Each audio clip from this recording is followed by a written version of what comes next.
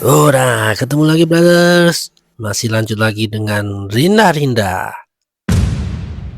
Malam hari di tempat nongkrong biasa, beberapa berandalan masih membicarakan perseteruan antara Ryusen dengan Ouka.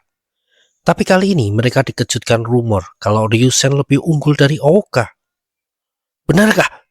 Apa dua jagoan Ouka sudah dikalahkan? Satu orang menyaut kalau belum sampai situ. Tapi dia dapat info kalau ada orang yang sangat kuat gabung dengan pasukannya Ryusen. Ada yang nanya kalau orang yang dimaksud adalah Rindamen, tapi dijawab bukan. Apalagi saat ini ada kabar juga kalau Rindamen sedang ditahan di kantor polisi. Apa? Rindamen ditangkap? Teriak beberapa berandalan di situ kaget. Dan benar saja, di kantor polisi terdengar gebrakan tangan ke meja dan teriakan keras. Katakan saja yang sebenarnya. Siapa orang yang melarikan diri itu? Seru seorang petugas polisi. Sedangkan Rindamen seperti biasa, tidak gampang mengatakan sesuatu. Apalagi kali ini dia ingin melindungi Keiichi, karena polisi sudah mencurigai kalau Keiichi sebagai pelaku pembakaran. Tak lama kemudian, petugas yang menginterogasi keluar ruangan dengan stres, karena Rindamen sama sekali tidak mau bicara. Sedangkan satu petugas polisi yang menangkap Rindamen minta maaf karena saat itu dia tidak cukup sikap karena tertahan sama tubuh besar Rindamen.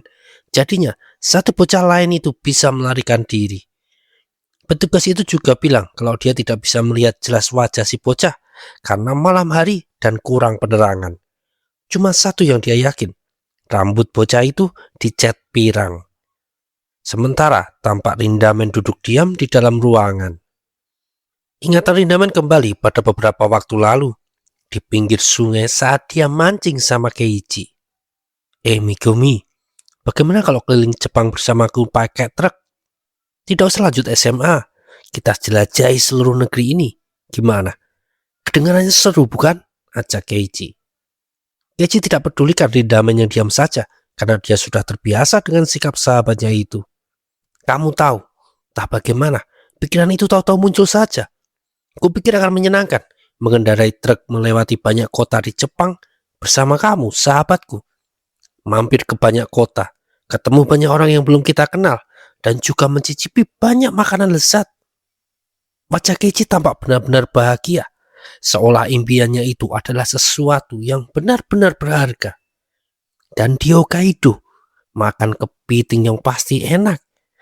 Hanya memikirkan hal gitu saja, aku sudah sangat senang, kata Keiichi. Dia lalu menoleh ke arah Rindamen yang masih diam saja sambil melihat ke depan. Keiichi jadi malu sendiri dan bilang kalau itu cuma khayalannya saja. Tapi sedetik kemudian, Rindamen malah menyunggingkan senyum. Jangan tertawa brengsek, aku serius itu, seru Keiichi. Di bagian ini, jadi ingat momen Rindamen lulus dari susuran dan ditanya sama Katsuragi, apa yang akan dilakukan Rindamen? Dan dijawab, dia akan keliling Jepang, mengunjungi banyak kota dan bertemu banyak orang berbeda. Apa saat itu dia sedang akan menjalani mimpi Keiichi? Atau mimpi yang juga sudah jadi mimpinya Rindamen? Mungkin saja kan? Keiichi dan Rindamen menatap kembali pancingan mereka. Lalu Keiichi ngomong, dia sudah lama memperhatikan kalau banyak cerobong asap pabrik, banyak yang sudah lama tidak mengeluarkan asap. Hal-hal yang tidak lagi dipakai buatku tampak lucu dan kesepian, kata Keiichi. Tak disangka kali ini Rindamen menyahut. Aku juga merasa begitu.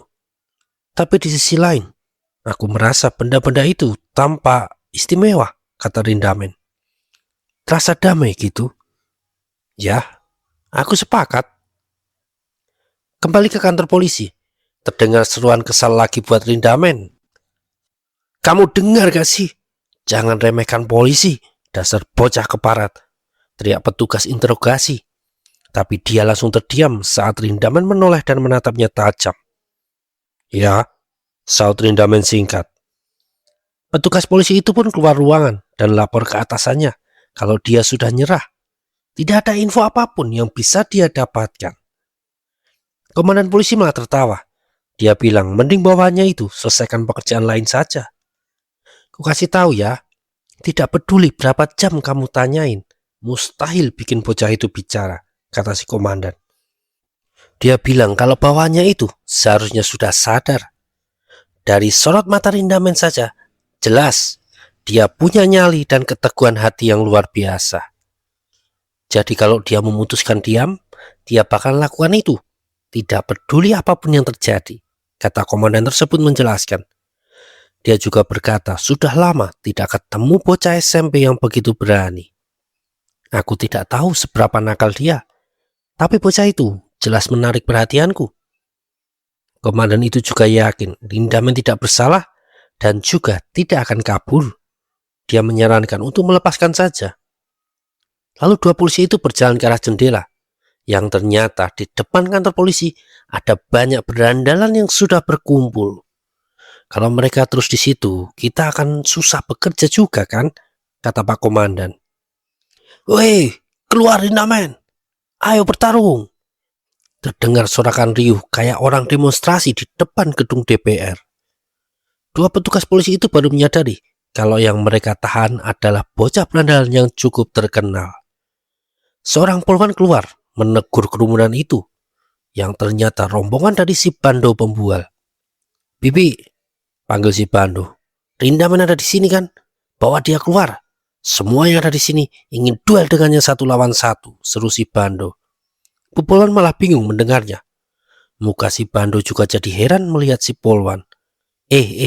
Apa kamu benar-benar seorang polisi? Jangan bilang kamu tidak kenal orang itu. Dia adalah orang yang tidak terkalahkan dalam perkelahian. Di sini dia adalah selebriti, kata si Bando menjelaskan. Muka si Bando juga berubah sedikit serius. Bibi, kami kesini jauh-jauh, bukan buat ngobrol. Semua yang ikut datang berniat mengalahkan Rindamen dan bikin nama kami terkenal. Ibu Polwan itu mengembuskan nafas. Ya aku ngerti. Tidak penting juga buat aku sih. Pulang aja sana, sautnya malas meladeni rombongan anak SMP kurang kerjaan itu. Si Bando jelas kesal melihat reaksi Ibu Polwan yang juga melangkah pergi begitu saja. Rombongan itu masih terus teriak-teriak. Keluar Rindamen. Meski butuh sebulan penuh, kami akan tetap di sini. Sementara itu di tempat lain, di kediaman Aoyagi, ibunya memanggil karena ada teman yang datang.